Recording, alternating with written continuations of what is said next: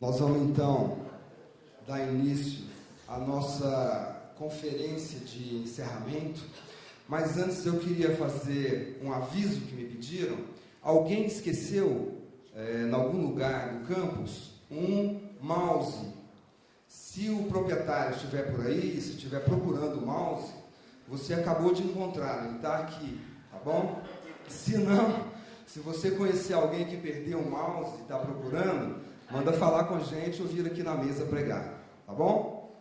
Então, agradeço a presença de todos, dos professores, né, de todos os professores das universidades que estão participando do evento.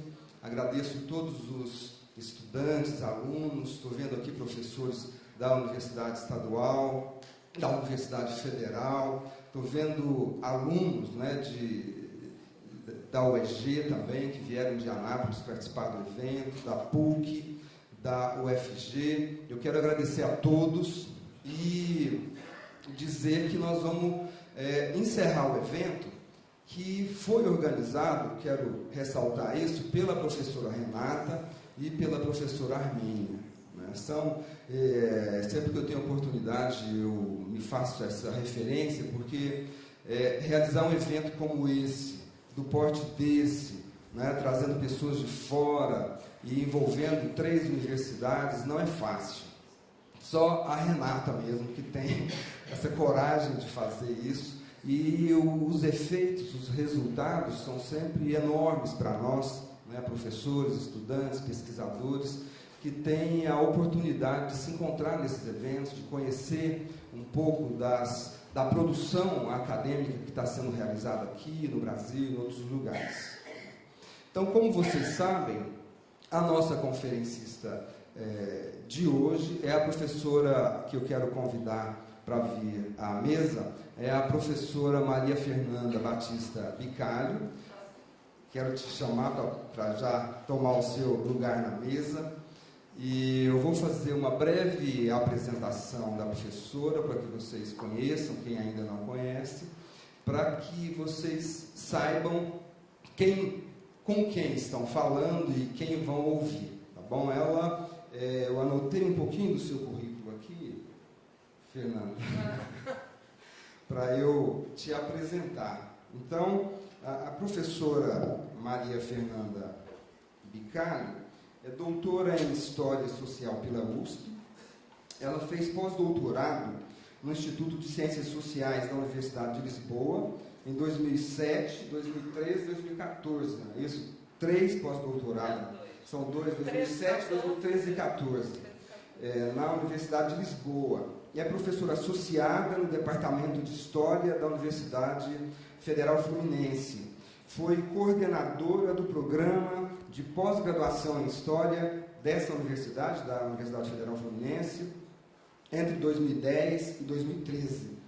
Desde 2009, atua como professora visitante na Université de Provence, Aix-en-Provence, na França. Em 2014, foi professora visitante na École des Hautes Études en Sciences Sociales, em Paris. Atua igualmente como professora associada ao programa de doutoramento em Patrimônios de Influência Portuguesa do Centro de Estudos Sociais da Universidade de Coimbra. É bolsista de produtividade do CNPq desde 2001 e possui bolsa cientista do nosso estado da FAPERJ desde 2002, entre 2012 e 14, 2015 e 2017. Agora com uma certa falha, porque o Estado não está pagando. Pararam de pagar.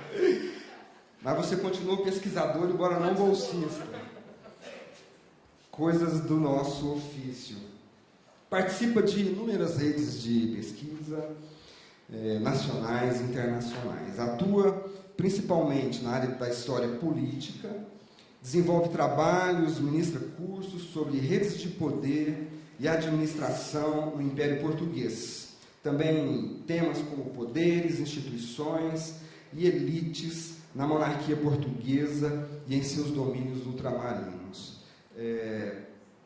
A professora Maria Fernanda Bicalho ela, como vocês veem, tem uma produção extensa, que eu tive a oportunidade de conhecer, conheço parte significativa da obra dela, e eu queria fazer referência, desprezando outros trabalhos importantes aqui, ao citar esses dois, que são dois trabalhos que ela participa como organizadora, que tem um peso enorme na história da historiografia brasileira e portuguesa. Esse livro, O Antigo Regime nos Trópicos, a Dinâmica Imperial Portuguesa, que é de 2001, ele recoloca, onde participam vários historiadores e autores brasileiros e portugueses, ele propõe e promove, na verdade, uma releitura da historiografia a partir de novas perspectivas. E depois, em 2005, outro livro organizado por você, Modos de Governar, que ela também trabalha com outros importantes historiadores, que dá uma continuidade nessa reflexão e, na minha opinião, que trabalho com o período, são as duas obras fundamentais para quem quer conhecer ou fazer algum tipo de referência a respeito dessa historiografia. Então, e um último livro que ela me passou ontem, que eu gostaria de citar, por quê? Porque você participa também com um capítulo desse livro, li a introdução e comecei a ler o seu capítulo de ontem para hoje, Repensar a Identidade. É uma outra perspectiva também dessa historiografia portuguesa e brasileira a respeito do Império Português, que eu acho que também está absolutamente inovador nesse campo da historiografia. Sem mais delongas, então, eu vou passar a palavra para a professora Maria Fernanda Picalho, que é o que a gente veio fazer aqui, ouvi-la. Por favor, professora. É melhor assim, eu vou ficar mais bonita com esse ou com aquele?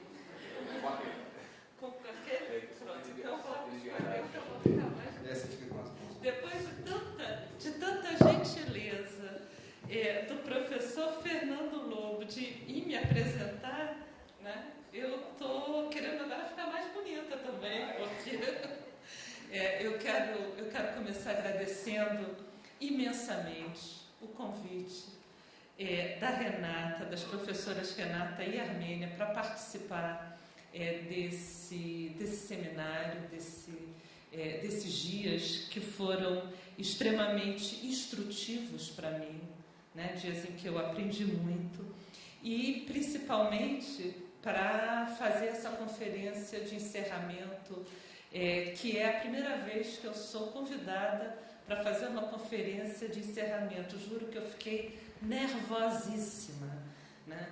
E muito honrada.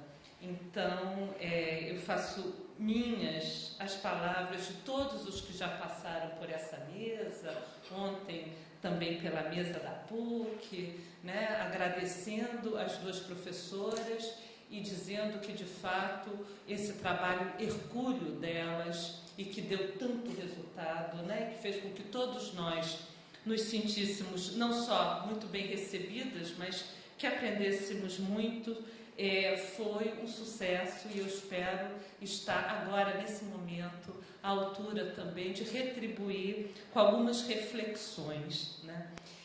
Quando elas me convidaram, eu pensei assim, o que eu posso falar, né?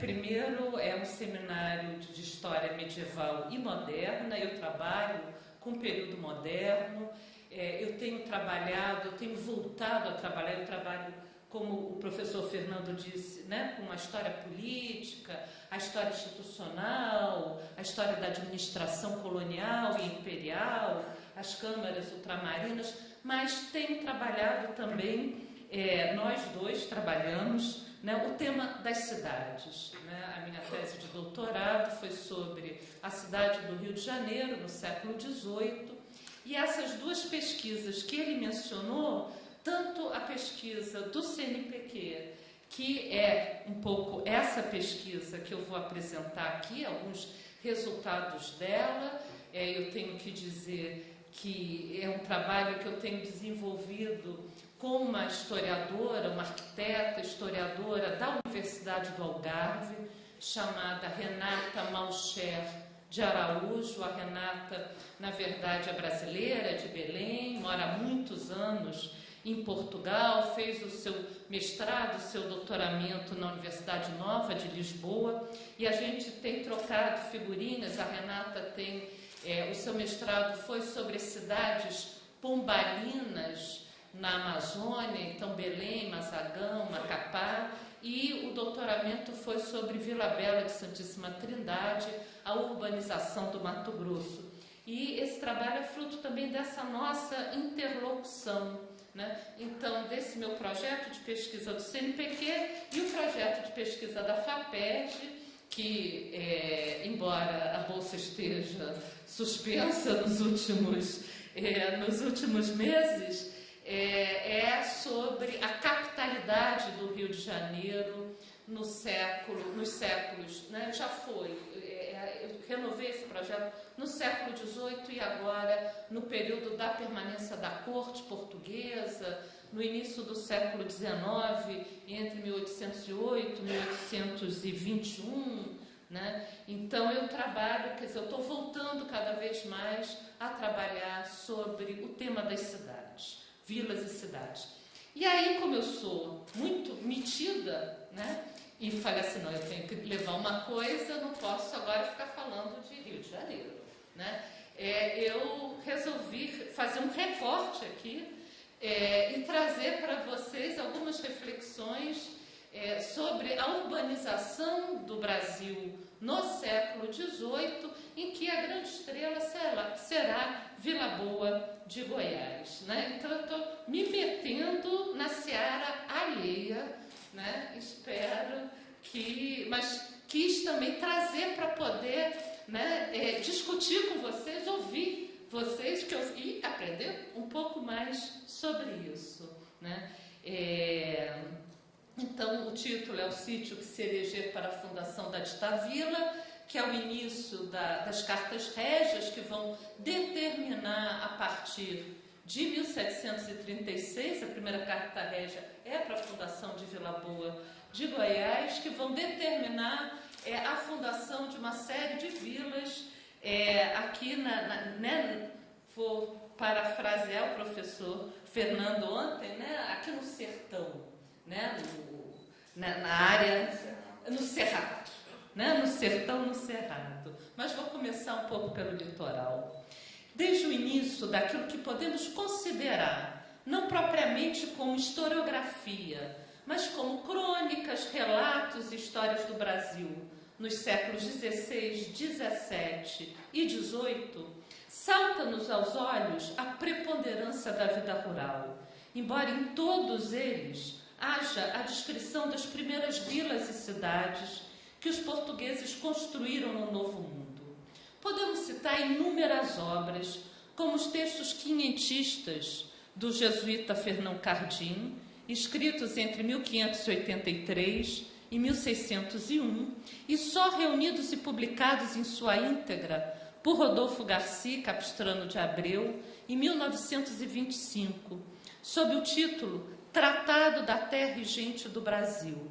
Nas duas cartas endereçadas aos provinciais da Companhia de Jesus em Lisboa, reunidas na Narrativa Epistolar de uma Viagem e Missão Jesuítica, que vieram à luz no século XIX, numa edição organizada por Varnhagen, Cardim descreve as capitanias da Bahia, Ilhéus, Porto Seguro, Pernambuco, Espírito Santo, Rio de Janeiro e São Vicente, dando ênfase às atividades desenvolvidas, ao estabelecimento e funcionamento dos engenhos de açúcar, à exploração de outros produtos, descrições sempre aliadas a comentários sobre a paisagem ou natureza dos trópicos e, obviamente, trata-se de um jesuíta, sobre os costumes indígenas. É envolta numa natureza paradisíaca, para resgatar aqui uma reflexão original de Laura de Melo e Souza, no primeiro capítulo do seu livro O Diabo e a Terra de Santa Cruz, que Fernão Cardim se atém à recém-fundada cidade de São Sebastião do Rio de Janeiro. Em suas palavras, e eu cito: a cidade está situada em monte de boa vista para o mar, e dentro da barra tem uma baía que bem parece que a pintou o supremo pintor e arquiteto do mundo, Deus Nosso Senhor. E assim é coisa formosíssima, e a mais aprazível que há em todo o Brasil. Nem lhe chega à vista do Mondego e Tejo. Sua preocupação, fim da citação, sua preocupação não é com a cidade propriamente dita, e sim com a situação geográfica da Baía de Guanabara, com a possibilidade de fortificá-la, para o que natureza e ação humana se somariam, e com o estabelecimento de um porto seguro para a arribada e aguada das naus da Índia. De qualquer modo, sua localização numa baía formosíssima e sua posição aprazível são pontos a destacar. Poderíamos continuar citando inúmeras outras cartas e relatos escritos e enviados ao reino, quer de Portugal, quer de Castela, com entonações e motivações diversas, fossem as missionárias, como de Fernão Cardim, fossem em busca de mercês, como no estudo de Ronald Raminelli. Para esse último caso, temos o exemplo de Pero de Magalhães Gândavo e do seu Tratado da Terra do Brasil, somente publicado em 1826, enquanto sua História da Província de Santa Cruz recebeu sua primeira edição em 1576. O tratado foi dedicado ao muito sereníssimo príncipe D. Henrique, cardeal e infante de Portugal, com valiosas informações sobre a história e geografia do Novo Mundo.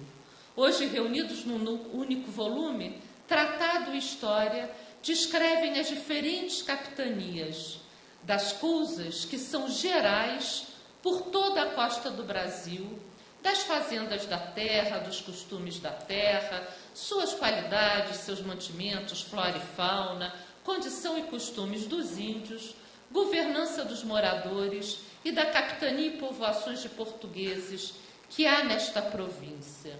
Sobre o Rio de Janeiro, Gândavo escreve: tem uma povoação a que chamam São Sebastião, cidade muito nobre e povoada de muitos vizinhos. Esta povoação está junto da barra, edificada ao longo de um braço de mar. Essa é uma das mais seguras e melhores barras que há nestas partes, pela qual podem quaisquer naus entrar e sair a todo tempo, sem temor de nenhum perigo. E assim, as terras que há nesta capitania são também as melhores e mais aparelhadas para enriquecerem os moradores. Fim de citação. Por fim, para mencionar o terceiro conjunto de relatos descrevendo as terras recém-conquistadas e suas potencialidades, temos o Tratado Descritivo do Brasil, em 1587, de Gabriel Soares de Souza, português que chegou à Bahia em 1569, em viagem em direção à Índia, e que, ao constatar as boas oportunidades oferecidas pela terra, resolveu nela se radicar e empregar seus recursos na produção açucareira. Essa é uma imagem de Salvador, enquanto as duas anteriores eram do Rio de Janeiro, a primeira de Albernaz, de 1645, cosmógrafo do rei, cosmógrafo de Portugal. Por quase 2 décadas de residência no coração do Estado do Brasil, redigiu Gabriel Soares de Souza muitas notas e, em 1587, resolveu dedicá-las a Filipe II, de Espanha, e I de Portugal, solicitando em troca o título de capitão-geral e governador das terras a serem descobertas no sertão de São Francisco. Tendo permanecido manuscritos, somente no século XIX, Varnhagen localizou suas múltiplas transcrições em diversos arquivos no Brasil e na Europa, publicando-as em 1851 na revista do Instituto Histórico e Geográfico Brasileiro. São muitas as observações e notícias veiculadas no tratado. Para além da história da colonização da Bahia, de sua descrição topográfica, agricultura, árvores e plantas, metais preciosos, aves, mamíferos, peixes e crustáceos, e ainda as considerações etnográficas acerca do gentio tupinambá e de outras nações vizinhas, como os tupinaés, aimorés, aimopiras, ubirajaras, etc., o que nos chama a atenção para o tema que aqui nos interessa são os capítulos dedicados à cidade de Salvador. Porém, não vou citá-los aqui para não me alongar muito e entediar os meus colegas, né? Só mostro aqui a cidade, né? Essas duas imagens da cidade de Salvador. Essa aqui é a planta de restituição da Bahia dos holandeses, quer dizer, depois da expulsão dos holandeses, né? Porque o que nos importa reter aqui é que nos 3 relatos acima citados, todos do século XVI, destacam-se a recorrência da descrição da costa e as possibilidades de sua defesa, as potencialidades produtivas para a ocupação e colonização do território e a formosura das baías enseadas em que se implantavam pouco a pouco as primeiras vilas e cidades construídas pelos portugueses na América.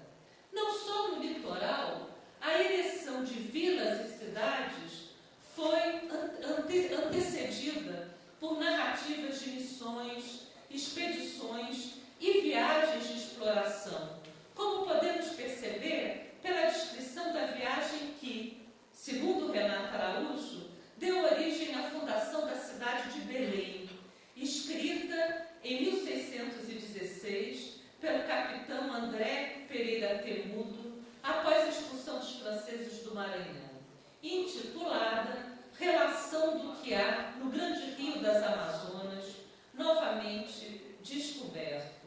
Poderíamos citar aqui um sem número de outros relatos que já apontavam a fundação de vilas e cidades como estratégia de defesa do território, controle dos nativos e investimento produtivo.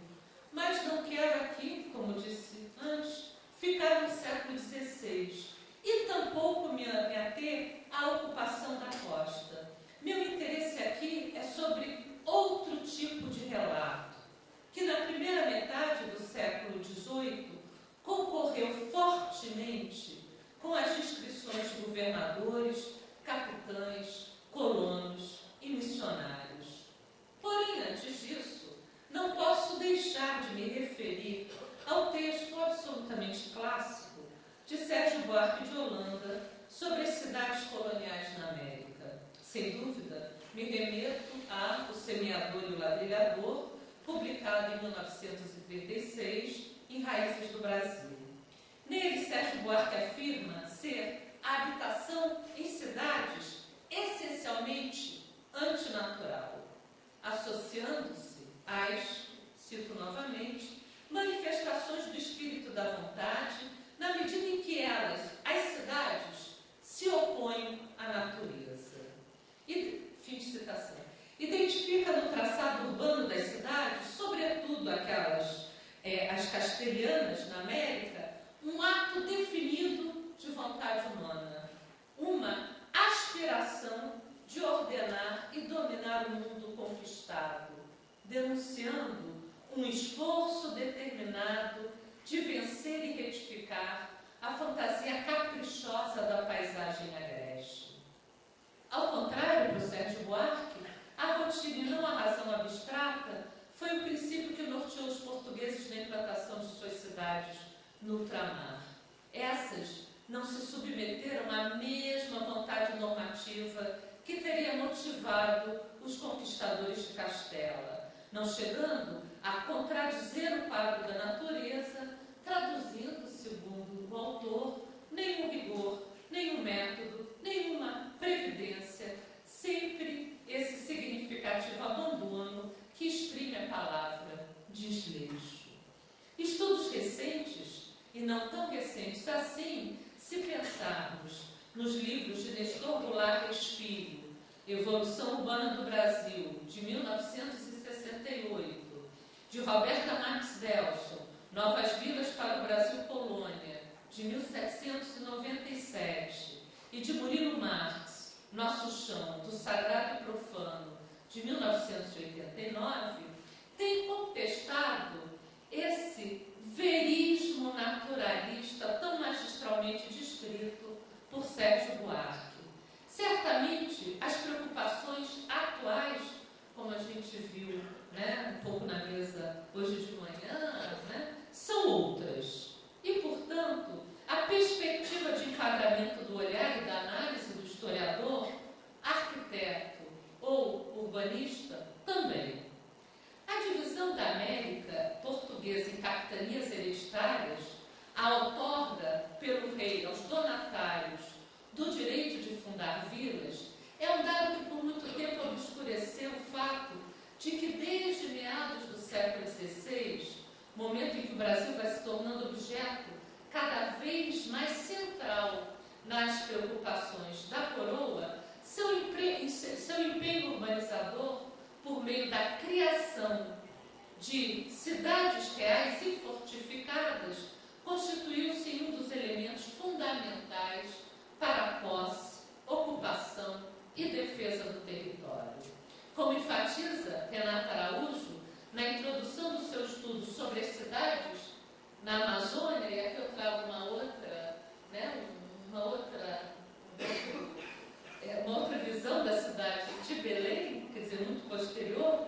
Segundo Renata Araújo, eu vou citar, Estado e fortificação apresentam-se como os elementos que instauram a gênese do urbanismo colonial português e serão também os elementos mais constantes do processo geral do urbanismo da expansão. Os pontos de fixação da estrutura do Império Comercial e a rede de fortalezas criadas durante os séculos XVI e XVII são a base de todos os núcleos que vieram a ser urbanizados. E a coroa pairava sobre as tarefas da fortificação e da criação de cidades com o mesmo papel que detinha em toda a empreitada da conquista ultramarina. A autora chama atenção para um conjunto de funcionários régios fundamentais em questão do urbanismo, os engenheiros militares. Respondiam pela defesa dos territórios conquistados, assim como pelo seu conhecimento e medição. Encarregados das fortificações, dos mapas e planos das conquistas, eram também requisitados para o desenho das formações urbanas. Nesse sentido, segundo Renata Araújo, e eu volto a citar, se a coroa espanhola forneceu às suas colônias um regulamento para a fundação e formação das cidades, a coroa portuguesa forneceu às suas funcionários que as fizessem, funcionários do urbanismo, como os havia da fazenda, da justiça ou da religião. Passemos, porém, ao século XVIII e a análise de uma série de cartas régias ordenando a fundação de novas vilas, baseadas, e essa é a nossa hipótese aqui, né, nessa atual pesquisa que eu desenvolvo, eu e a Renata Araújo, na descrição e no relato de outras personagens, que não apenas, como se disse acima, missionários, colonos, governadores e tampouco engenheiros militares. Entre os anos, e aí eu passo para, né, porque eu vim fazer aqui de fato, né? Entre os anos 30 e 60 do século XVIII, em clara continuidade entre os reinados de D. João V e D. José I, um conjunto de cartas régias foi emitido pelo Conselho Ultramarino, determinando a criação de novas vilas no Brasil. As cartas repetem um texto razoavelmente padronizado, que é especialmente conhecido pela prescrição relativa à regularidade e simetria que estabelece para essas novas vilas, determinando que as suas ruas se fizessem por linhas retas, mantendo sempre a mesma formosura da terra.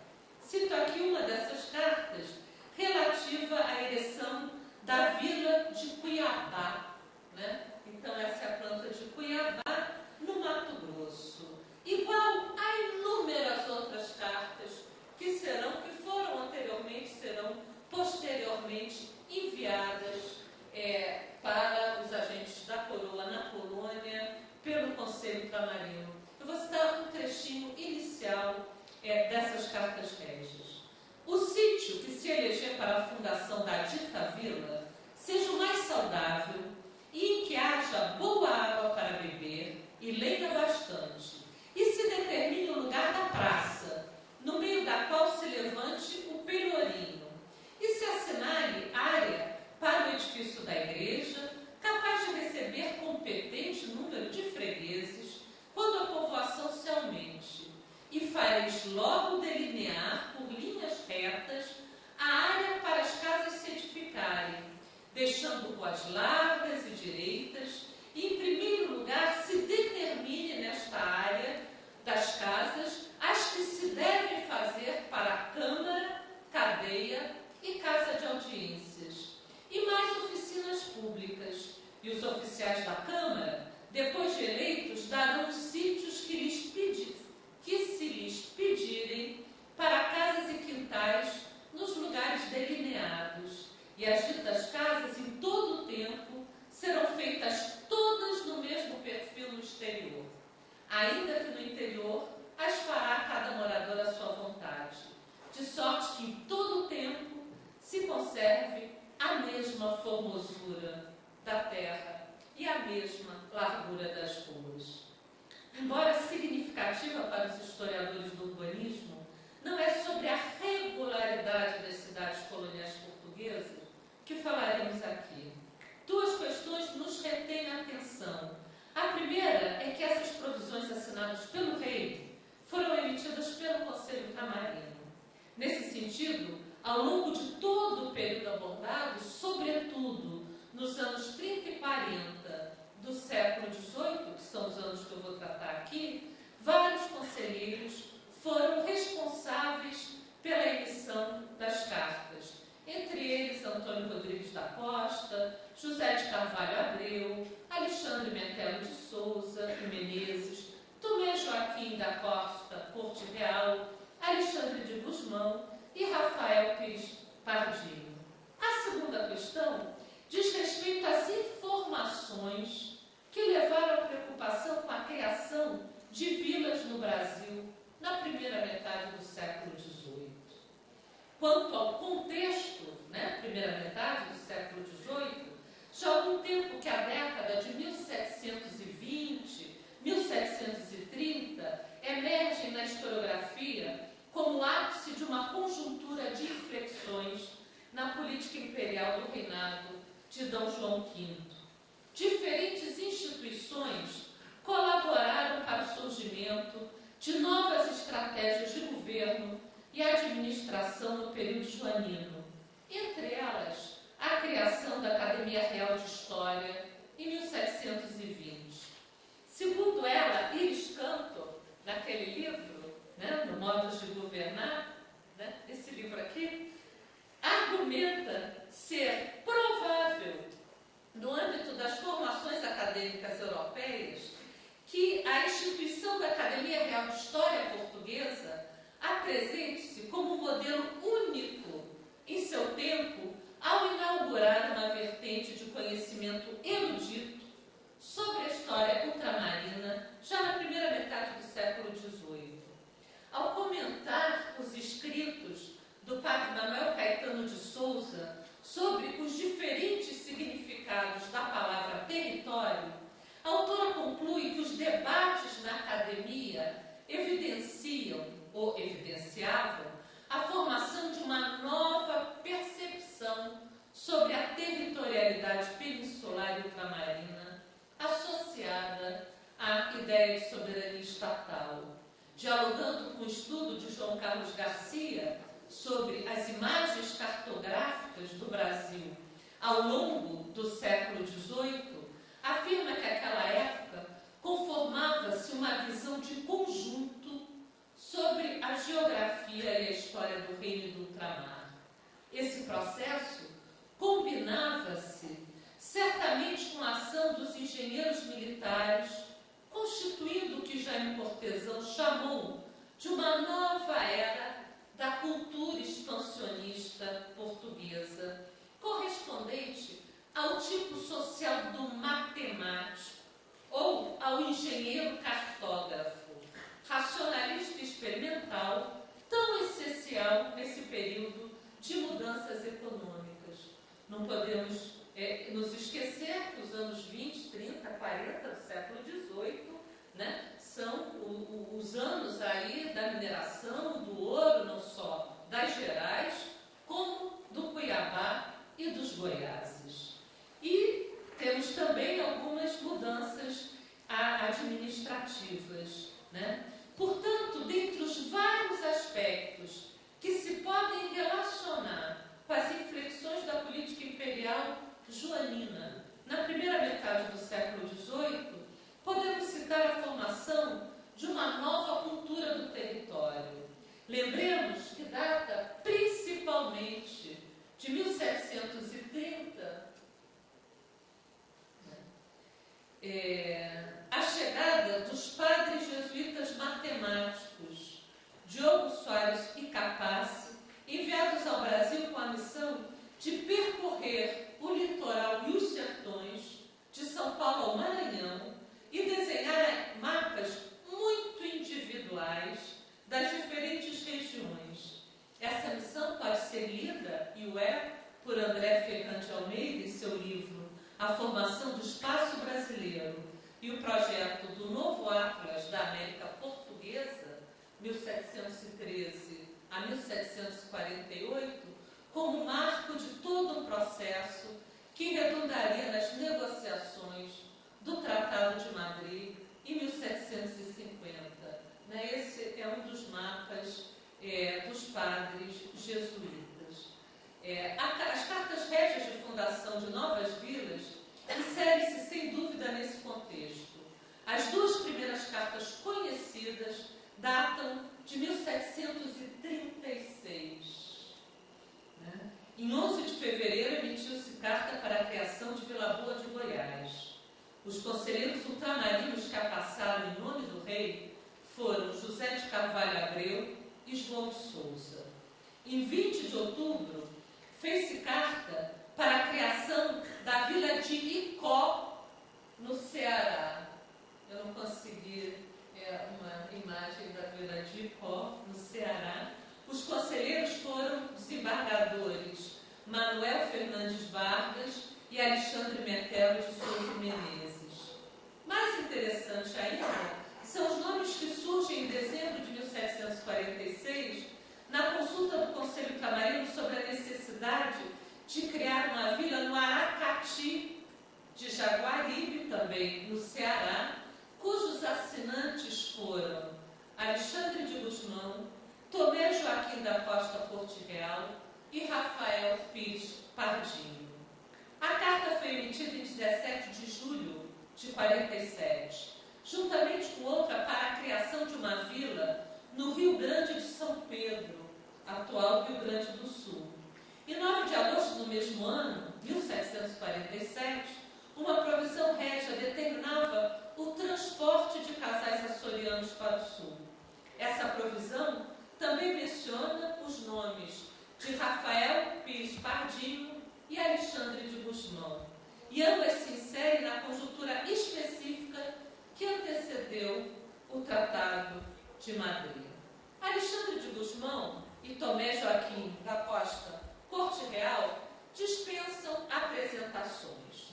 O primeiro foi secretário particular de Dom João V, além de grande articulador de uma série de medidas tomadas pelo rei em relação ao Brasil, como a criação em 1734 da captação, método de cobrança do Quinto Régio, sobre a extração do ouro e muitas das disposições que levariam ao Tratado de Madrid. o Tomé Joaquim da Costa Corte Real, foi secretário de Estado, particularmente ativo na incumbência de aconselhar o rei nas questões relativas ao ultramar e ao Brasil em especial. Portanto, determinei aqui um pouco mais na figura menos conhecida, embora estudada por Antônio César de Almeida Santos, da Federal do Paraná, e Arthur Virmont de Lacerda, a figura de Rafael Pires Pardinho, que serviu ao rei, entre outros ofícios, como ouvidor de São Paulo. Há que sublinhar que, em constante movimento, as voltas com correições, residências e devassas, os ouvidores tornaram-se conhecedores por excelência do território e das populações sob sua jurisdição, tomando notas, redigindo relatórios, descrevendo caminhos, ensaiando riscos, sistematizando informações, julgando, legislando e impondo a justiça régia. Mafalda Soares da Cunha e Antônio Castro Nunes defendem, em texto recém-publicado, agora no último número da revista Tempo, do Departamento de História da UFSC, está online, a persistência de um modelo de construção política do espaço em que a administração da justiça teve um papel relevante. Nessa dinâmica, o papel dos ouvidores em correição, quer dizer, percorrendo o território, para perguntar principalmente nas vilas, nas câmaras, se a justiça régia estava sendo de fato ou não efetivada, Então, esses ouvidores em correição tiveram um papel fundamental no conhecimento e na descrição do território. Durante a realização das correições, eles colhiam informações, puniam culpados, vistoriavam processos em andamento, fiscalizavam os procedimentos e o funcionamento das câmaras. Os magistrados, com a função de ouvidores no ultramar, ou de corregedores, como eram conhecidos em Portugal, auxiliavam a monarquia a gerir o seu reino e o seu império.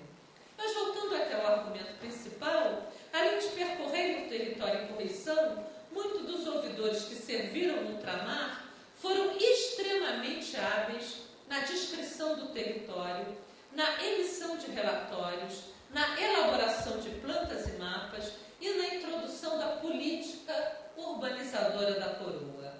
Não foram poucos os magistrados que se tornaram exímios naturalistas, como é o caso de Baltazar da Silva Lisboa, juiz de fora no Rio de Janeiro na década de 1790 e ouvidor e conservador das mapas na comarca de Ilhéus, a partir de 1797. Ou que se destacaram, como Caetano da Costa Matoso, ouvidor de Vila Rica, desde 1749, que se esmerou na compilação da legislação e na organização da documentação das áreas sobre as quais exerceu jurisdição, deixando-nos o primeiro, Baltazar da Silva Lisboa, os muitos volumes dos Anais do Rio de Janeiro. E o segundo, Caetano da Costa Matoso, a monumental descrição das notícias dos primeiros descobrimentos das minas na América, mais conhecida como Códice Costa Matoso, que foi publicado pela Fundação João Pinheiro em Belo Horizonte, com uma belíssima introdução, estudo crítico do Luciano Figueiredo, da Verônica Campos e da Iris Cantor. Esse foi o caso também, e com toda a sua especificidade, de Rafael Pires Pardinho. Assim voltamos a ele, E aí eu não vou me deter muito na sua trajetória. Ele era natural de Lisboa, da freguesia de Santo Estevão de Alfama, nasceu por volta de 1675. Em 1700, ele já, com cerca de 25 anos, já tinha se tornado cavaleiro da Ordem de Santiago e pedia para ser familiar de Santo Ofício como fora o seu pai, o que lhe foi confirmado. Nessa altura já tinha cursado a Universidade de Coimbra e estava para ler no Paço.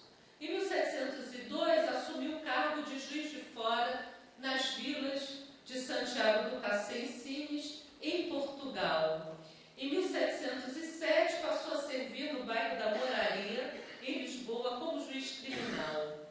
E em 1717 foi-lhe passada a carta de ouvidor da comarca de São Paulo, assim como de provedor das fazendas, dos defuntos e ausentes, capelas e resíduos da mesma capitania.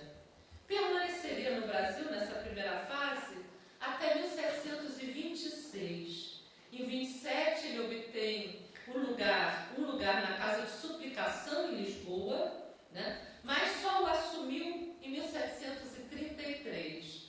Mas em 34 ele volta ao Brasil, dessa vez nomeado como desembargador intendente do distrito diamantino, em Minas Gerais, permanecendo ali até cerca de 1740.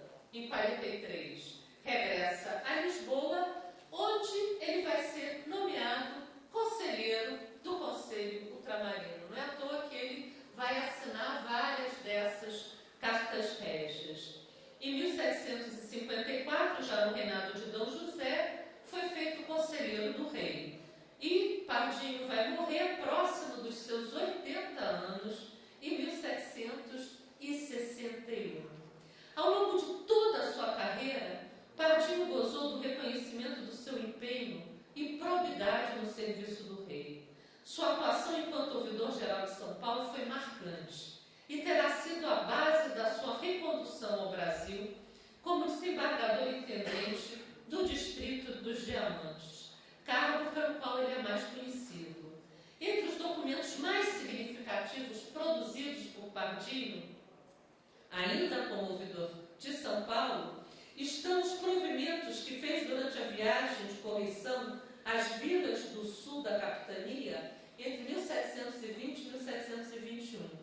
Em cada uma das vilas pelas quais passou, Laguna, São Francisco do Sul, Desterro, hoje Florianópolis, Curitiba e Paranaguá, a intervenção de Pardinho redundou na produção de extensos e ricos documentos legislativos com vários trechos diretamente referentes à forma das vilas, à regulação e demarcação e concessão das terras no rocio da vila, ao alinhamento das ruas, a questões ligadas à estética urbana. Muitos dos elementos citados nos provimentos e naquelas cartas régias que eu citei inicialmente, aparecerão, vieram do texto de Pardinho e aparecerão nessas cartas para a criação de vilas.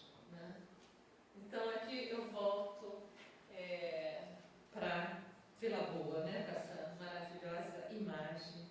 Não bastassem as prescrições para as vilas de Laguna e Paranaguá, além das 124 minuciosas provisões destinadas à Vila de Nossa Senhora da Luz dos Pinhais de Curitiba, passada em correição de 4 de fevereiro de 21, ao chegar a São Paulo, o ouvidor comunicou ao rei um importante descobrimento de ouro na região do Cuiabá. Preocupado com a eventual proximidade dos aldeamentos jesuítas espanhóis na região, Pardinho recolheu todas as informações que pôde e as enviou ao Conselho Ultramarino, juntamente com o mapa. No entanto, o Conselho considerou aquele mapa muito informe, por não estar graduado nem apresentar qualquer escala, acrescentando que o seu autor, embora magistrado, não possui os necessários conhecimentos de geografia. Né? Então, a gente tem aí esse é o mapa ainda dos padres matemáticos, da vila de Laguna, e a gente tem aqui depois uma planta da vila do Cuiabá. Mesmo assim, na sequência da recepção do mapa, em 24 de janeiro de 1720, foi emitido uma ordem régia determinando a formação de uma povoação na região do Cuiabá, em que um dos objetivos era embaraçar aos castelhanos e ocupar aquele distrito. Em 1723, quando o governador de São Paulo, Rodrigo César de Menezes, recebeu ordem para ir às minas de Cuiabá para estabelecer uma vila em sítio que parecer mais acomodado, o nome de Pardinho foi expressamente citado pelo rei. Porém, não seria Pardinho acompanhar Rodrigo César de Menezes ao Mato Grosso quando da fundação da Vila Real do Bom Jesus do Cuiabá, e sim o ouvidor de Paranaguá, Antônio Álvares Lanhas Peixoto.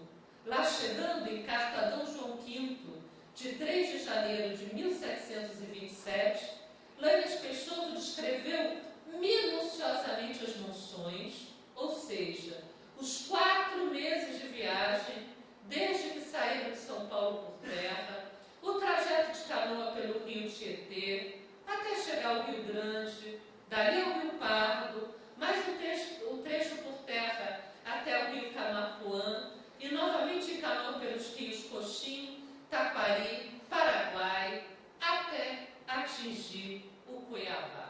Não vou citar a descrição, parte da descrição dele, né? Segundo Renato Araújo, a descrição da monção tem um tom épico, chegando a dizer que o ouvidor ser esta jornada, tão que me persuado sem carecer, é a maior empresa da nação. 4 anos depois, a 25 de fevereiro de 1731, será a vez do então ouvidor de Cuiabá, José de Burgos Villa-Lobos, escrever a Dom João V, via Conselho Ultramarino, sobre a viagem que fez às Minas e acerca de uma bandeira que partiu para Goiás, alertando ao rei da necessidade de criação de uma vila naqueles sertões. Lê-se em seu relato. E aí vou citar o relato do ouvidor. Saindo do Porto Geral em 30 de julho, cheguei a essas minas em 27 de janeiro, próximo passado, com muito trabalho, risco e perda de alguma fazenda. Mas, com bom sucesso, passei os alojamentos dos gentios Paiaguá, que era o terror dos portugueses, né?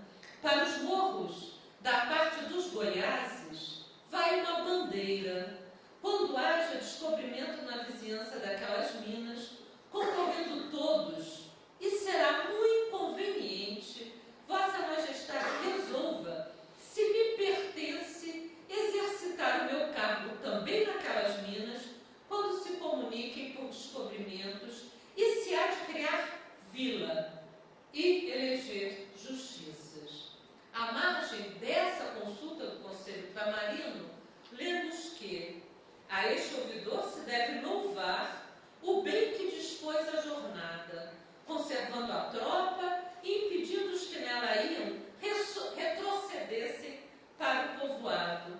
E se lhe deve recomendar, faça toda a humana diligência por conservar a povoação que se acha, ainda que faleça o descobrimento do ouro.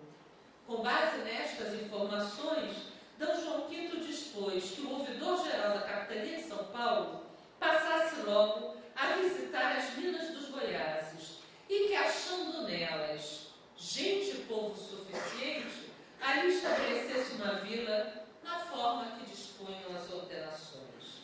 A provisão régia para a fundação da Vila de Goiás é de 11 de fevereiro de 1736, 5 anos após a emissão do documento acima, e segue o mesmo modelo das demais cartas ou provisões, estabelecendo a criação de novas vilas no período aqui analisado.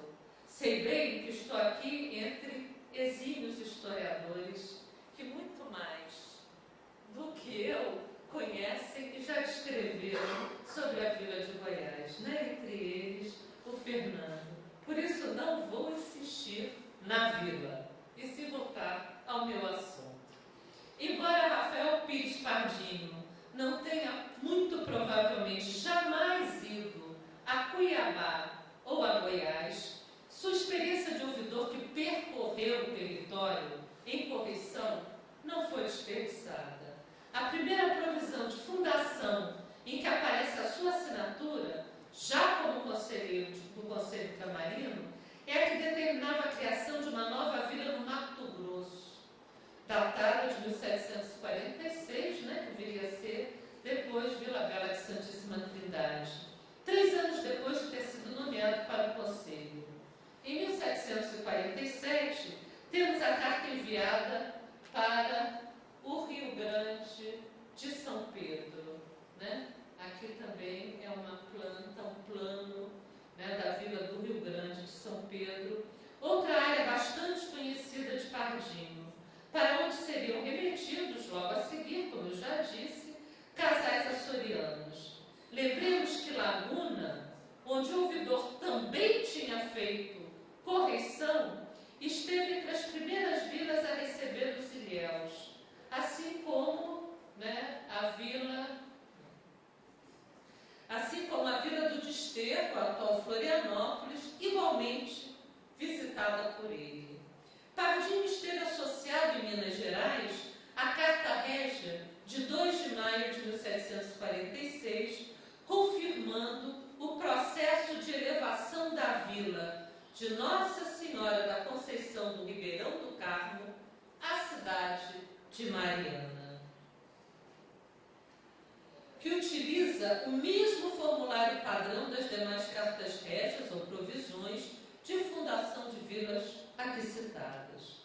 Da sua ação no distrito diamantino, para além da inquestionável importância política do seu cargo de intendente dos diamantes, importa questionar até onde sua presença e atuação não poderão ter influído no desenho do Arraial do Tijuco.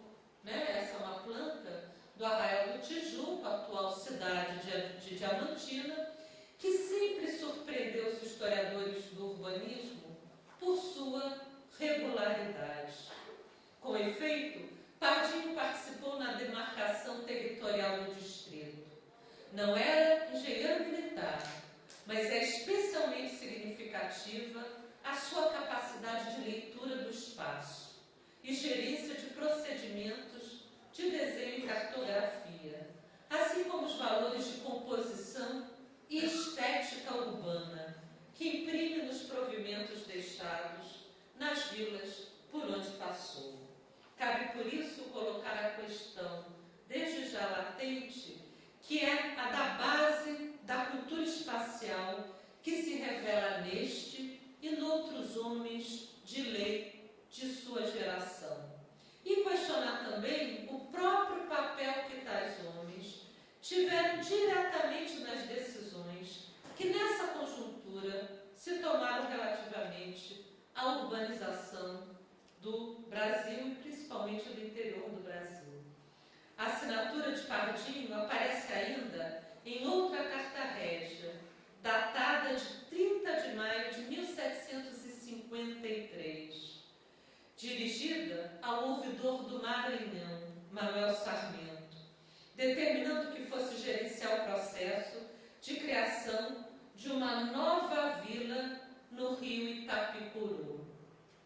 A gente tem aí uma planta também feita no âmbito do Conselho Camarino. A carta foi assinada pelos conselheiros Antônio Freire de Andrade e Rafael Pires Pardinho e pelo secretário Joaquim Miguel Lopes de Lave. Depois desse conjunto de cartas, conhecemos uma segunda leva que faz uso da mesma fórmula padrão, que é retomada na Carta Régia passada, em 1755, para a criação das vilas de São José do Javari e Borba. Essa carta passou a ser citada juntamente com o Diretório dos Índios nas elevações das vilas que se fizeram na Amazônia, entre 1757 e 1758. E a seguir, quando se determinou que o Diretório e a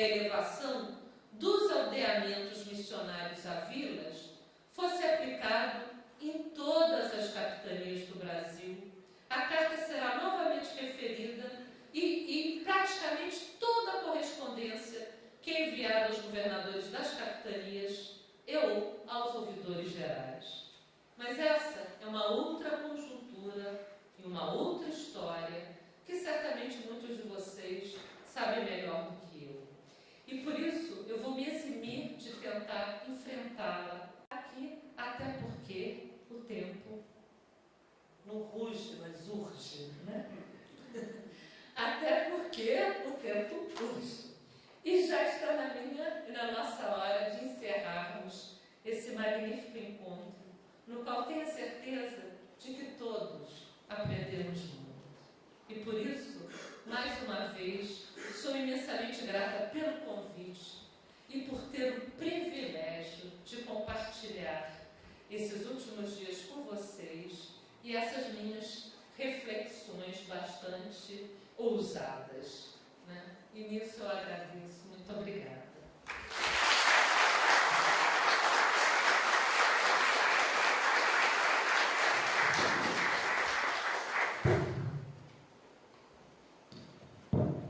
Então, agora a gente vai passar para um segundo momento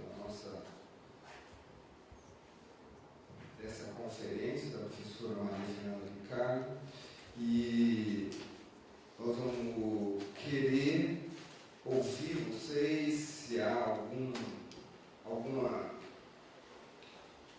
interpretação, análise, contribuição, sugestão, se há alguma dúvida, se há um ponto de partida para um debate a partir do que foi dito.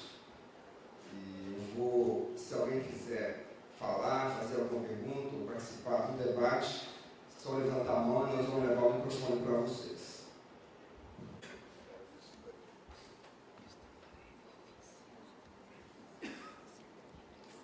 Então, na verdade, eu percebo que você fez um passeio, né, pela América Portuguesa, a partir de uma análise do processo de urbanização, compreensão do Brasil hoje, né, de como é que nós chegamos aqui, como é que tudo isso, o que eu chamo de construção do território, né, porque, na verdade, o território não é um dado natural, né, ele foi sendo construído, ele foi sendo elaborado exatamente a partir dessa sua perspectiva, né, do campo político, né, da gestão administrativa. E eu quero te fazer uma pergunta, na verdade, para a gente começar, talvez alguém depois possa prosseguir, né, que não é muito ligado a esse aspecto, mas é uma reflexão que eu tenho feito atualmente. Né? Você fala da política, né? A gente não tocou em nenhum conflito, né, do campo social, e depois a gente pode falar também da importância de Goiás nesse aspecto, mas você fez uma conexão, né, e é o que a gente estava falando ontem, de Goiás com esses pontos, né, com essas localidades, com as regiões, com o Império, né, com Lisboa e tal. Mas o que me faz, o que me ajudaria a compreender todo esse processo é com relação à escravidão, né, que parece que não tem nada a ver, né, com o que você tratou.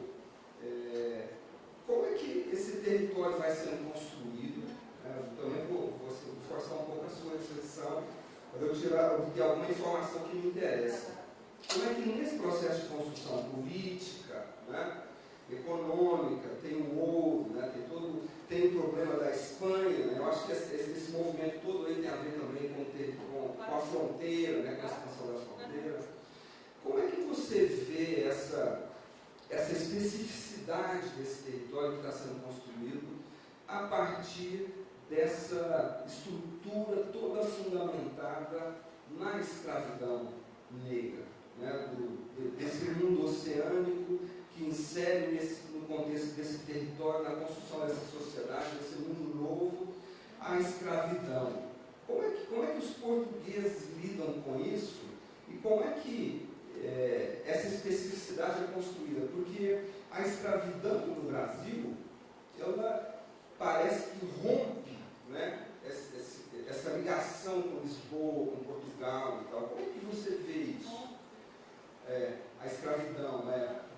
Porque é o que a Laura de Mello Souza, ela faz no trabalho dela exatamente isso. Ela fala da escravidão como uma especificidade no Brasil, né? Que traria, inclusive, ela critica um pouco, então ela fala um pouco dessa ideia do antigo regime nos trópicos, em função exatamente da escravidão, né? Ela questiona um pouco esse conceito.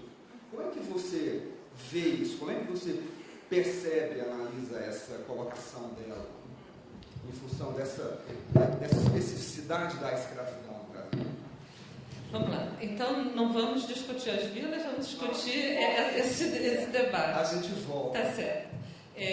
Quer dizer, começando pelo que você inicialmente falou, né? Quer dizer, na verdade, a minha preocupação nesse texto, nessa pesquisa, é com a construção do território, né? Quer dizer, o mesmo termo que você usa, quer dizer, o conhecimento do território, né? E aí eu trago esses ouvidores que são aqueles que vão conhecer o território, quer dizer, não só eles, há os engenheiros militares, há uma série de outros agentes régios, né? E não régios também, mas é o conhecimento do território e a construção do território. E a construção do território se dá, basicamente, pela criação das vilas. Quer dizer, é claro que pela ocupação, pelos arraiais, né, principalmente esse território aurífero das Minas Gerais, do Cuiabá, dos Goiáses, mas é no momento em que a vila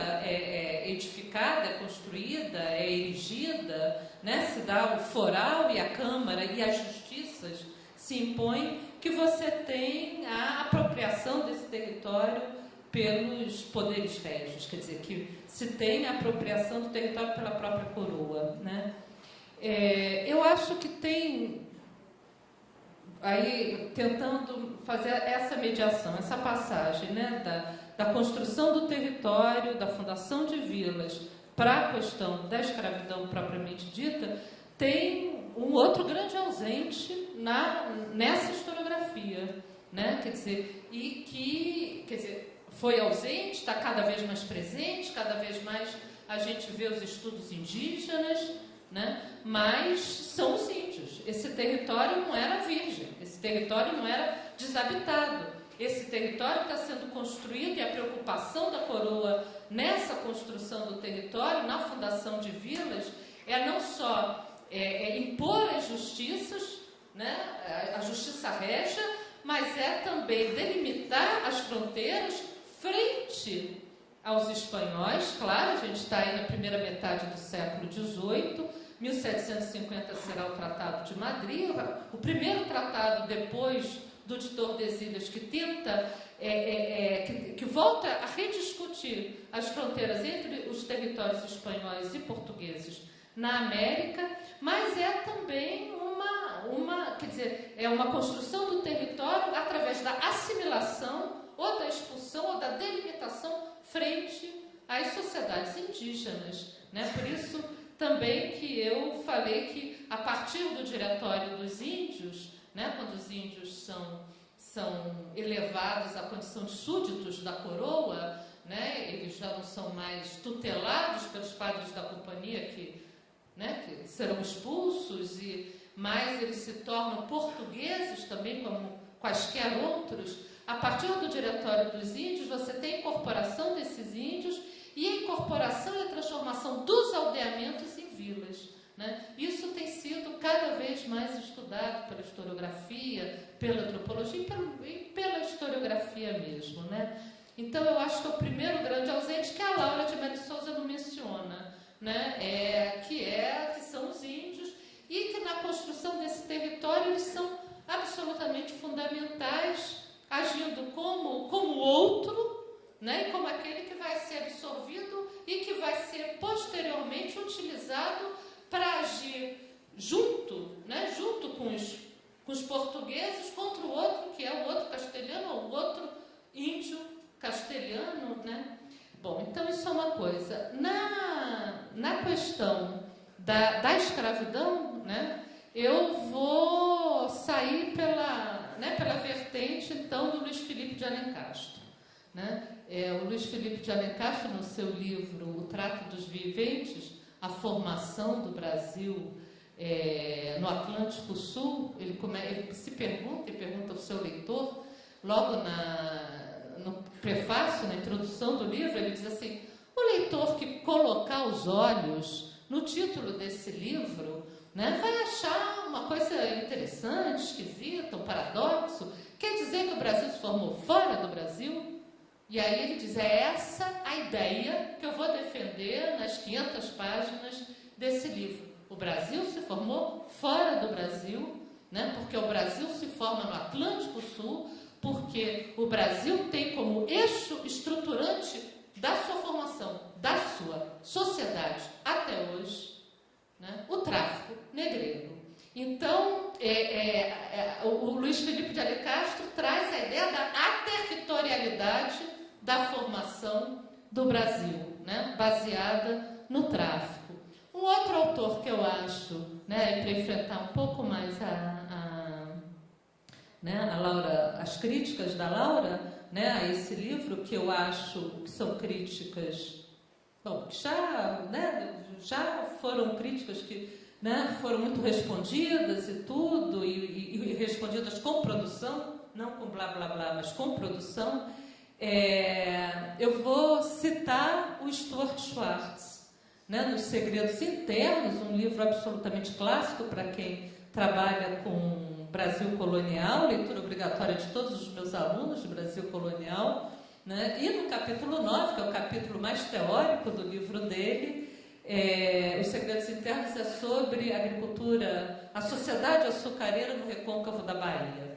E no capítulo 9, que se chama Uma Sociedade Escravista Colonial, né? Ele começa dizendo que a sociedade brasileira era uma sociedade de múltiplas hierarquias, né? De múltiplas hierarquias de honra e apreço, de várias categorias de mão de obra, né? De várias categorias de pessoas, era uma sociedade de mobilidade e mudança, e que os valores que vieram da metrópole de Portugal, valores medievais, né? Porque os homens atravessaram o Atlântico e mantiveram aqui a sua cultura, né, sua cultura política e seus valores, foram acrescentados outros, né, valores e outras classificações sociais, outras categorias baseadas na raça, né, baseadas na cor, fruto da especificidade da sociedade colonial, que era uma sociedade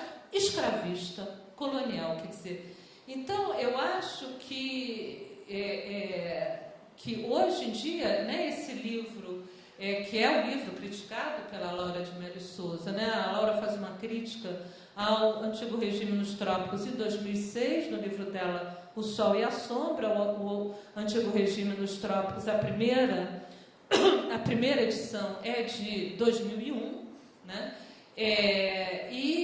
quer dizer, de lá para cá, muita coisa foi produzida, não só em torno desse personagem também invisível, né? Você estava falando das invisibilidades, não sei o quê, que são os indígenas, mas também muita coisa foi produzida, não só em torno da escravidão, ou sobre a escravidão, né? A gente sempre estudou a escravidão, mas sobre a história da África.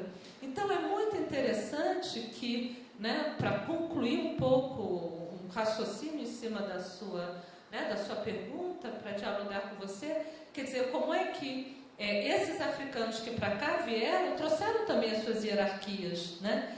E não só nas vilas e cidades, né, que você tem um amálgama dessas múltiplas hierarquias, dessas várias condições, e os historiadores da história da África, né, têm nos demonstrado isso, né, mas também fora das vilas e das cidades que esses africanos reatualizam e ritualizam, né, as suas próprias, para falar agora num conceito, né, que todos nós estamos trabalhando, as suas identidades, né? Então eu posso pensar assim, quer dizer, eu não sei como foi em Goiás, não sei como foi em Mato Grosso, mas por terem mais estudos e tudo, né?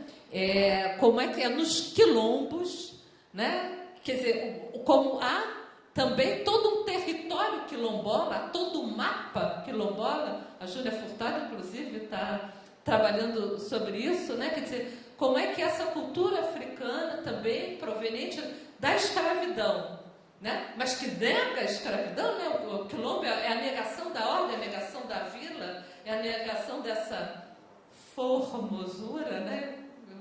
Eu tentei aqui, da ordem escravista, mas como você constrói o território também a partir de uma ocupação que vem gerada, né, da negação do tráfico, da territorialidade, né? Então, eu acho que é uma questão super interessante, super importante pensar porque a gente tem muito mais estudo de quais são os espaços de afirmação, de identidade, de contestação, ou de cumplicidade, de negociação dos escravos dentro da vila, né? Então, por exemplo, os estudos magníficos sobre as Irmandades Negras, as Irmandades do Rosário, né? Eu tenho a minha colega Marisa Soares, os Devotos da Cor, sobre as Irmandades Negras na cidade do Rio de Janeiro no século XVIII, né?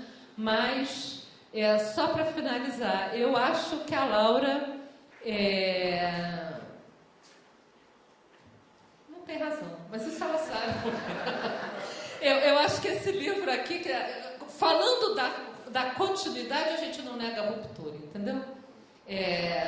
Falando da continuidade, a gente não nega a ruptura, mas a ficha caiu, e não eu propriamente, que eu não trabalho com a escravidão, mas acho que o João Fragoso depois, né, que é quem trabalha com essa história social, tem respondido a Laura, a ponto de agora eles sentarem juntos de novo e discutirem. Bom, boa noite, né? Queria parabenizar pela sua fala, achei muito interessante. Eu vou fazer uma breve apresentação. Eu sou Mayra, né?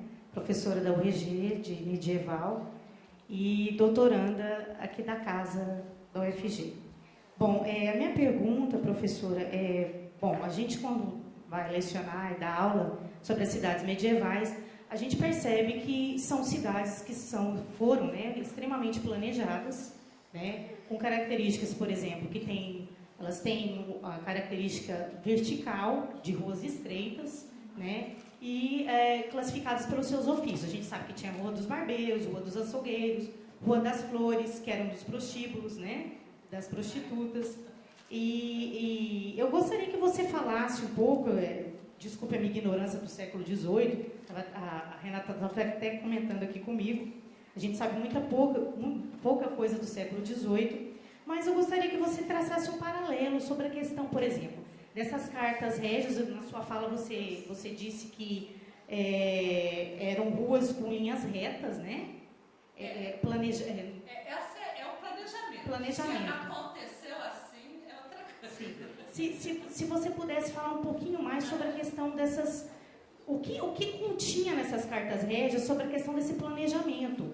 E se tem alguma coisa que a gente pode estabelecer com as cidades medievais, né? Se isso foi alguma coisa que tem, essas características são comuns ou não sobre essas questões das cartas régias. Então, seria mais ou menos nesse sentido que eu gostaria que você esclarecesse um pouco melhor. Essas cartas, quer dizer, todo o desenho da cidade, né? Eu li um trechinho de uma dessas cartas determinando que as ruas devem ser retas, né? Arejadas, devem ser largas obviamente, né? É larga para a época, né? Não passava-se ônibus na época, então larga é a proporção da época, quer dizer, a gente não pode nunca comparar com hoje as nossas ruas largas, então arejadas, né? Toda a questão do saneamento urbano, onde devia ser determinada uma praça central, o estabelecimento ali da igreja matriz, né? A praça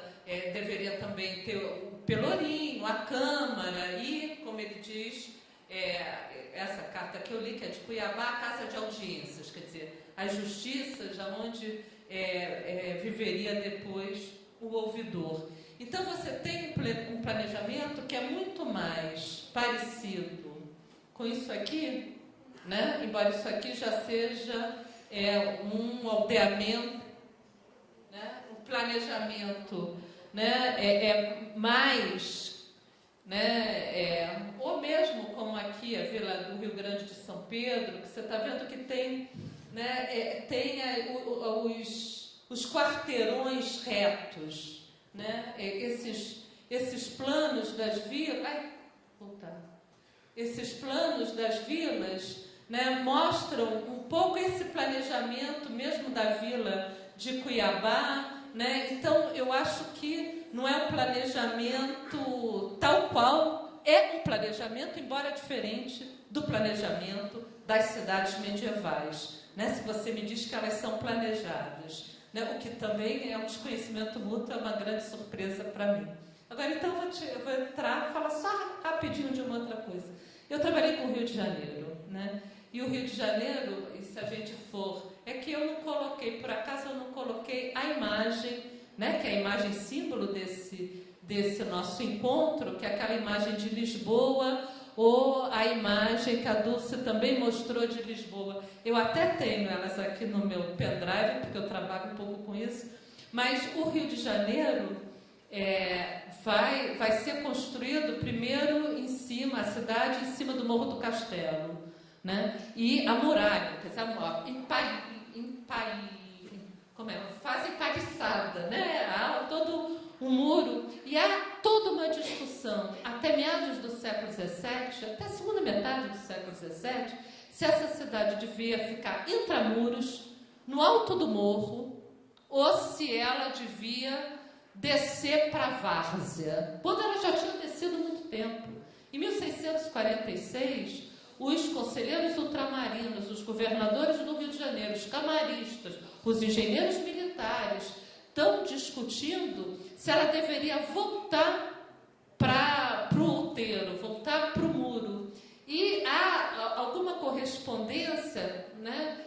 Principalmente, por exemplo, há uma em 1726, do bispo do Rio de Janeiro, que ao descrever a cidade do Rio de Janeiro, solicitando que a Sé, que ainda está no Morro do Castelo, desça para a várzea, porque ele mora no Morro da Conceição, então ele mora do outro lado da cidade, ele vai tentar descrever a cidade do Rio de Janeiro como uma Lisboa invertida, né? Ele diz assim, aqui pense, Vossa Ilustríssima, que eu vivo, né, como se fosse no Castelo de São Jorge ou na Graça, né? E para chegar a Sé tenho que ir para o convento do Carmo, né? Descer a várzea.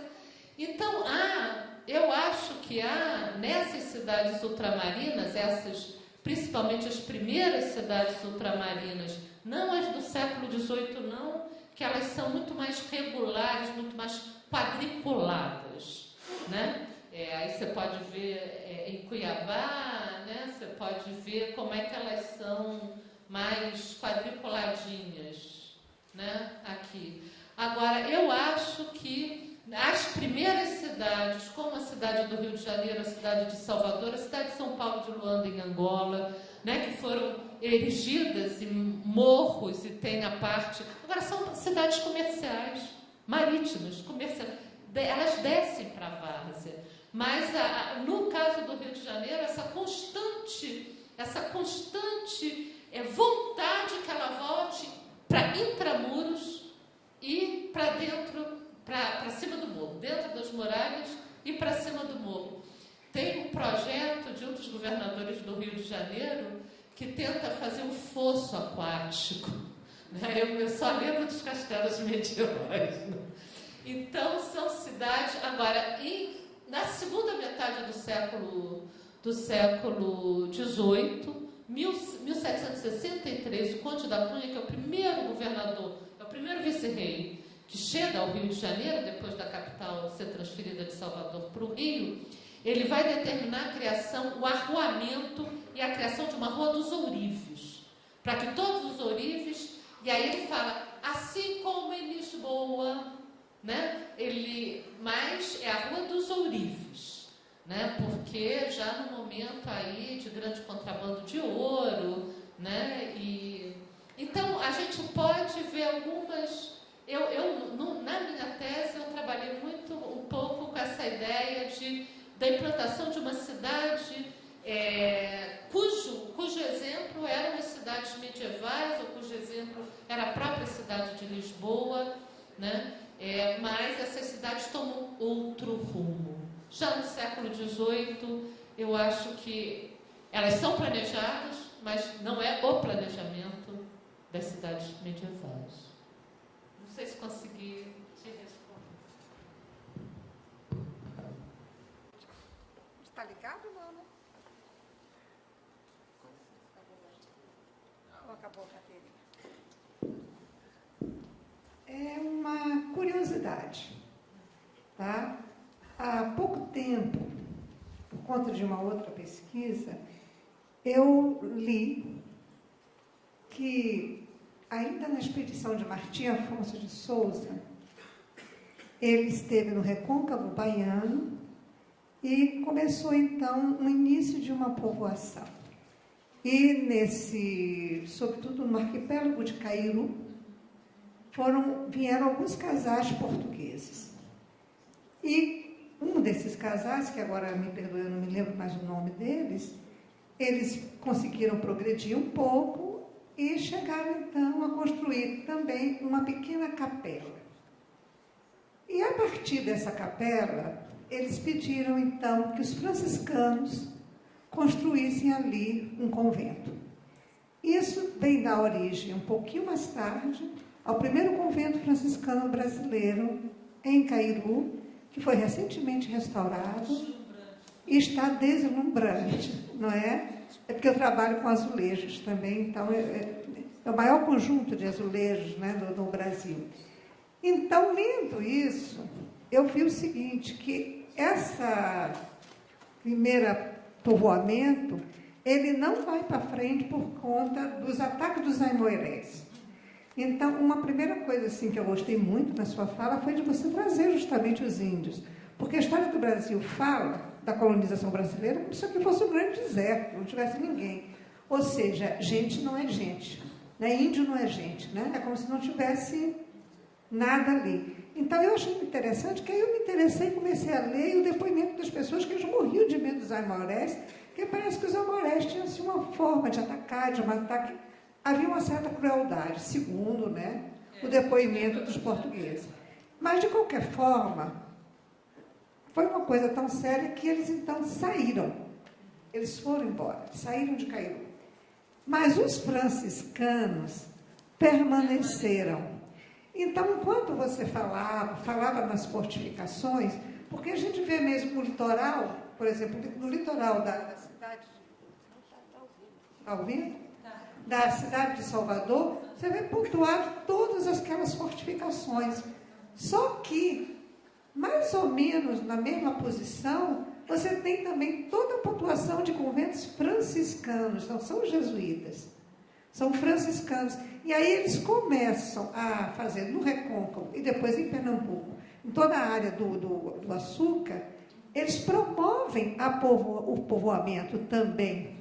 Então, me chamou a atenção, quer dizer, em que momento da sua fala você acha que a gente poderia inserir uma reflexão sobre o papel da igreja, mas não da igreja secular, mas das ordens?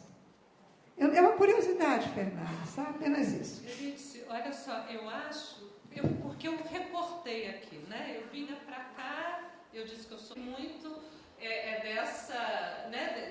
desse protagonismo dos ouvidores para a fundação de vilas e em áreas de mineração que já tinham os arraiais mineradores, né? Quer dizer, nessas áreas de mineração, as ordens religiosas são proibidas de entrar, né? Então, a gente não vai, eu não encontrei, quer dizer, mas também não sou uma estudiosa, que é de Mato Grosso, que é de Goiás e tudo, né? Estou fazendo um pouco, estou pegando essas cartas régias e esses personagens. Se a gente for para a Bahia, né? E para a Bahia, mesmo no século XVIII, né? Eu ainda vou chegar nos franciscanos não, porque eu tenho que pensar um pouco para eu embromo até responder, né? Eu fico pensando aqui, não é porque é muito interessante. Na Bahia, no século XVIII, quer dizer, tem também a área de mineração ali de Jacobina, de Rio das Contas, né? Da região de Itacaré, que era a saída ali do minério de Rio das Contas. Mas a Bahia é povoada de freguesias, são os fregueses. É diferente desse processo aqui. Tinha até um rapaz que ontem falou e falou na segunda-feira, que apresentou, que está trabalhando com essas vilas erigidas na Bahia no século XVIII.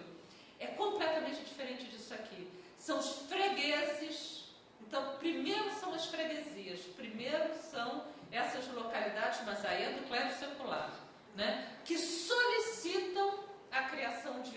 a elevação da freguesia à condição de vila, aí intervém o ouvidor. Mas não parte da carta régia, não parte de uma certa... Porque eu quis mostrar aqui uma certa coordenação por parte, né, desses conselheiros, de um projeto de urbanização. Na Bahia não é assim, né? E, na verdade, quer dizer, você tem uma atuação da igreja muito forte em todo esse litoral.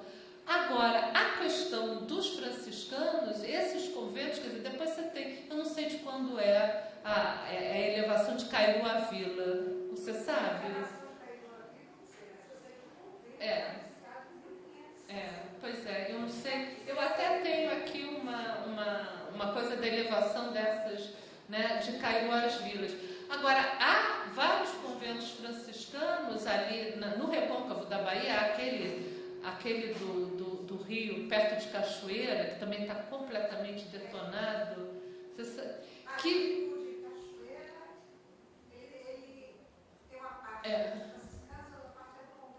Do Carmo, não, mas tem eu me esqueci o nome, é um do Paraguaçu.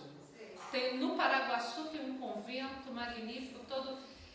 Eu não sei se os franciscanos, se o convento, os franciscanos acabavam, eles se instalando e depois aquilo se tornava vila, ou se era o contrário, quer dizer, no caso de Cairu, você está me dizendo que eles permanecem, a vila só é criada muito depois, né? Mas, não sei, no caso, por exemplo, de Garaçu, em Pernambuco, não sei te responder essa relação entre o estabelecimento dos franciscanos, né, e a criação das vilas.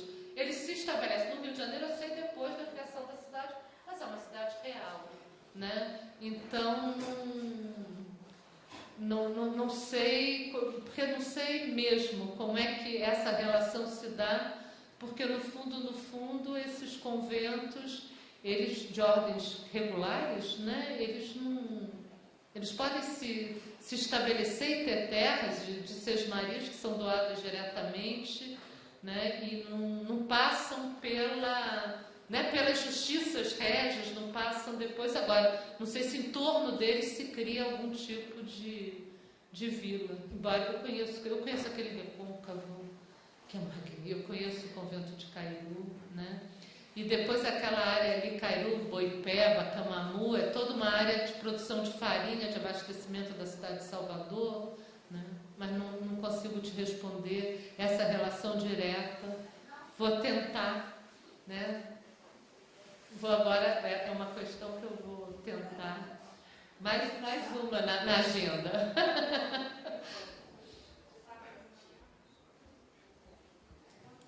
Mais alguém?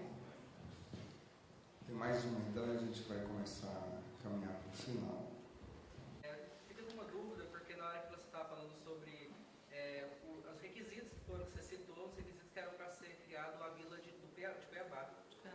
E diz que, aí se cita sobre a madeira, perto do rio, e da igreja no centro. Uhum. Que era para, aí usa citada a palavra freguesa, se eu não me engano.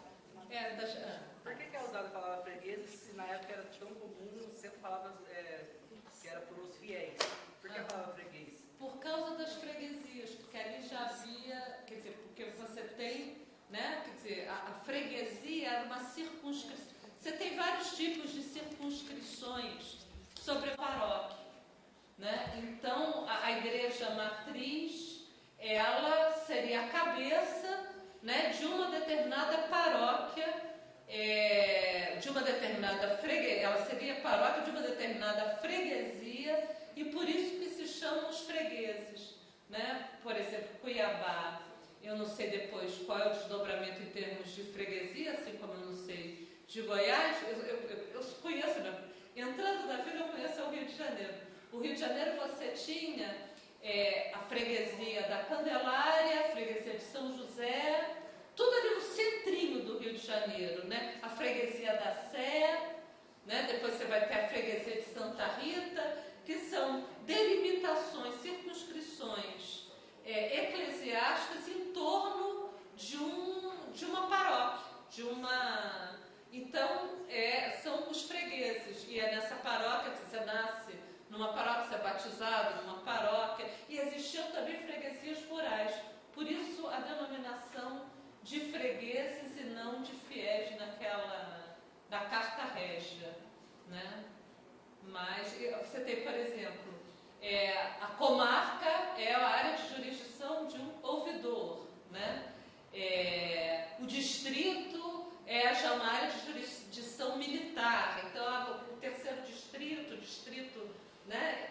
Então você tem as diferentes denominações segundo, né? Você pode ter um distrito e uma freguesia, né? A freguesia é a denominação eclesiástica, né? E o distrito é onde vivem as ordenanças e o capitão de ordenança comandando aquele distrito, né? Ou o ouvidor exercendo a justiça naquela comarca. A capitania também é militar, de um capitão general, né? Em Minas Gerais é uma capitania só, tem 3 comarcas. A comarca do Rio das Velhas, a comarca de Vila Rica e a comarca do Rio das Mortes. Esse pardinho era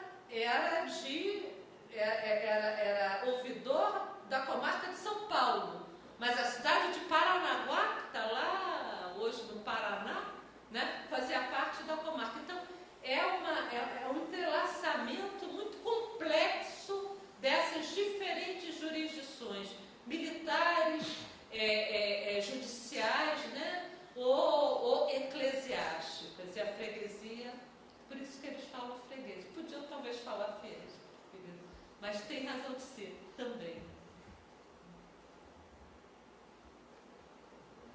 Mais alguém? Vamos fazer uma última? E a gente encerra. Só com relação a esse processo de ocupação do território e a construção de vilas, do seu ponto de vista, por que houve uma preocupação maior com Mato Grosso e a fundação da Vila de Cuiabá, por exemplo, antecede, né, bastante a de Vila Boa, que só foi criada já no final da década de 30, de 1730. Do ponto de vista político, estratégico, por que você acha, inclusive do ponto de vista geográfico, a acessibilidade da Vila de Cuiabá, Mato Grosso, talvez fosse muito mais difícil, né? Foi criado depois um caminho através de Vila Boa para se chegar a Cuiabá. Por que você acha que houve essa... Aí eu pergunto, o ouro é descoberto antes em Mato Grosso, né? Eu acho que tem uma coisa da própria expansão, né? Da expansão dessas monções, dessas bandeiras, né?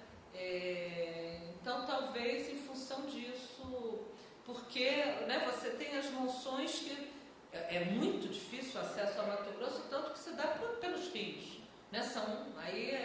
Volta-se a Sérgio Buarque de Holanda, são as monções, né? Então, se dá pelos rios, né? E aí tem essa descrição, começa-se pelo Tietê até o Rio Cuiabá, passando pelo Paraná e por uma série de outros, mas, quer dizer, é um eixo de expansão dos paulistas, talvez um pouco anterior ao eixo também de expansão dos paulistas, que chegam aqui, mas pelas Minas, né? Goiás você chega pelas Minas, né? E Mato Grosso você chega né, só pelos rios, né? Não sei se por isso, quer dizer que é o próprio desdobramento do povoamento, do estabelecimento dos arraiais auríferos, né, anteriores a essa carta de 31, que o rei fala diz para o ouvidor de São Paulo, não, mesmo que não se ache ouro, que os descobrimentos não sejam verdadeiros nos Goiáses, implante vila. Então, quer dizer, eu acho que em 31 eles ainda estão ali pensando se são verdadeiras, se as notícias são ou não são verdadeiras, né, quando já se sabia, né, desde a década de 20, da existência do ouro no Mato Grosso, no Cuiabá. Não sei, talvez.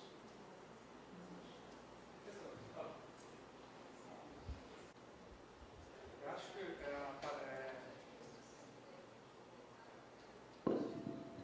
boa noite. O olhar que a professora fez nessa análise sobre a vila, eu acho bem interessante para a gente entender como é que se dá as estratégias de domínio e controle, né, da colônia brasileira. Então, a vila, o símbolo da vila, eu acho que ela expressa essa estratégia de controle. É interessante, a tese do professor Nestor Rolar, quando ele defendeu uma ideia da formação de uma rede de cidades e vilas na costa, né, ele conseguiu provar isso, né, como que na costa brasileira se formou um conjunto de redes de vilas e cidades. Então eu acho que quando a gente parte para o interior e nas áreas de mineração, a gente também vai ter esses interesses, né, e essas estratégias da coroa. No caso de Mato Grosso, Portugal estava ali numa iminência de ataque numa região de fronteira com os espanhóis. Então as vilas no Mato Grosso é uma resposta a isso também, né? A vila como símbolo de defesa da fronteira e também com a questão da mineração. Eu analiso as vilas de Rio de Contas, Jacobinas, no Alto Sertão da Bahia, e que ficam numa confluência das Gerais, né, com as vilas de Minas Gerais. E eu também estou percebendo um pouco disso, né, das estratégias de Portugal. O ouro que foi descoberto, as primeiras aluviões foram descobertas nas cabeceiras do rio Paramirim e do Rio das Contas, ali no sertão. A coroa de imediato proibiu toda a atividade mineradora.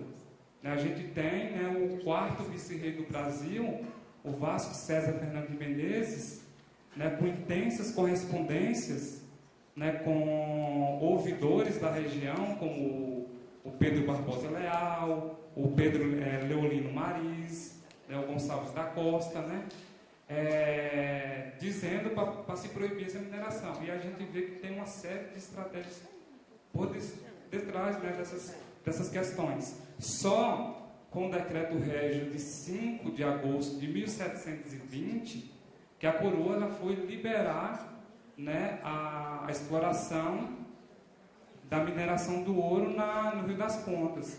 E a gente percebe que logo em seguida abrem-se as vilas, né, começa logo toda uma correspondência.